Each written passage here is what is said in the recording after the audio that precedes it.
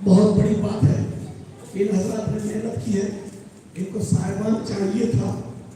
ابھی کچھ دن قبل ہم لوگ آئے تھے تو یہ درسگاہ جو ہے اس کے سب کی دلائی ہو. آپ سب کا ہاتھ اس میں لگ گیا تو اللہ تعالیٰ نے اس درسگاہ کو تیار کیا. لیکن ایسا نہیں ہے کہ آپ نے دیا ہوگا تو کہیں کوئی کمی آئی ہو، بلکہ آپ دیکھ کر خوش ہوئے ہو کہ چلیے کچھ ادھر بھی لگ گیا. تو یقیناً آپ چاہ رہے ہوں گے کہ اس کی تکمیل بھی ہو جائے، اس کا پلاسٹر بھی ہو جائے، جو اس کی ضرورت ہے وہ پوری ہو جائے، تاکہ رمضان کے بعد اس درسگاہ میں قرآن کریم کی تعلیم شروع ہو. ہر آدمی چاہتا ہے ہم سب مل کر کے آگے کسی بوجھ کو اٹھائیں.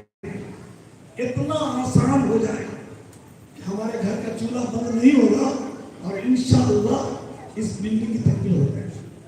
جتنے لوگ آئے ہیں ارادہ کر لیں. اگر کچھ آج کر سکے آج کر دیں، ورنہ ارادہ کر لیں کہ ہم کو رمضان کے اندر ہم کو کچھ کر دیں. تو لہذا اس کی تکمیل میں جو بھی حضرات رشتہ دار بنے گے ان کو اللہ تعالیٰ بے حساب نوازے. اب کیوں نہیں نوازے؟ ایسے ہی اللہ تعالیٰ کو آتا ہے کہ رمضان میں اگر کوئی ایک نفل کرے گا تو فرض کے برابر ثواب ہے، اور ایک فرض ادا کرے گا تو 70 فرض کے برابر ثواب. تو اللہ تعالیٰ کا ہے، اللہ کے پاس خزانہ میں کمی نہیں ہے. دوسری بات ہے کہ جب اللہ تعالیٰ کی طرف سے سہولیات مل رہے ہیں تو ہر آدمی کا حوصلہ بلند ہوتا ہے، قدم کو آگے بڑھاتا ہے. تو میری درخواست ہے یہاں کی انتظامیہ سے کہ جب درسگاہ بنا لیا آپ نے اور دیکھ رہے ہیں آپ کے اساتذہ کام کر رہے ہیں تو عربی درجات بھی بڑھائیے، عربی درجات کو آگے بڑھائیے.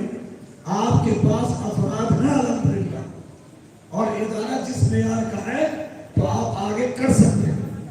اس لیے آپ عربی درجات کے آگے بڑھانے کا فیصلہ نہیں. یہ کب ہوگا؟ اساتذہ کی مستعدی سے ہوگا. اساتذہ نگرانی کریں گے، بچے رکیں گے اور خود بخود درجہ آگے بڑھتا ہے.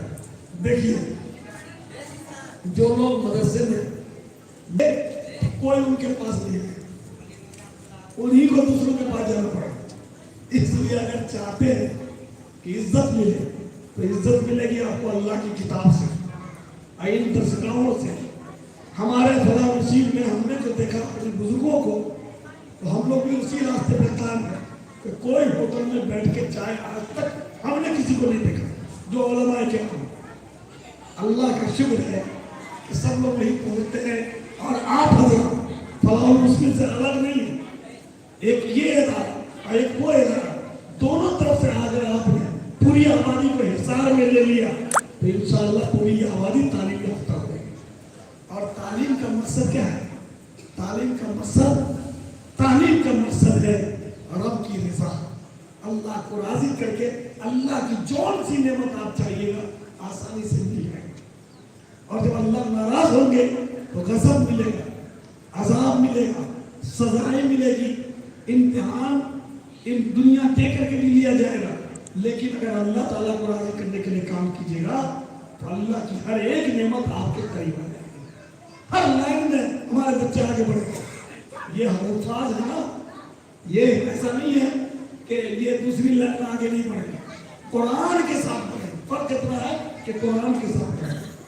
اللہ تعالیٰ ہم سب کو قبول فرمائے، ہمارے مسائل کو قبول فرمائے. دعا فرماتے رہیں کہ اس وقت جو خطرات ہیں وہ خطرات دوسروں کی طرف سے ہیں اور اس میں ہم بھی معاون بن رہے ہیں. وہ خطرات دوسروں کی طرف سے کیا ہے؟ آپ سے یا آپ کے وجود سے کوئی خطرہ نہیں، آپ کے اسلام سے خطرہ ہے. آپ کی شکل اسلامی دیکھنا دوسرے نہیں چاہتے. اس پلاننگ کو ختم کرنے کے لیے صحیح اسلام پہ ہم کو آنے کی ضرورت ہے. اسلامی اخلاق اپنانے کی ضرورت ہے، اسلامی خدمت اپنانے کی ضرورت ہے، اسلامی سوچ اپنانے کی ضرورت ہے. ہمارے لیے غیر کوئی نہیں ہے، بس ہم ایمان والوں کو اطاعت کی دعوت دیتے ہیں اور غیر ایمان والوں کو اسلام سے قریب کرنے کی دعوت دیتے ہیں. اللہ تعالی ہم سب کو عمل کی توفیق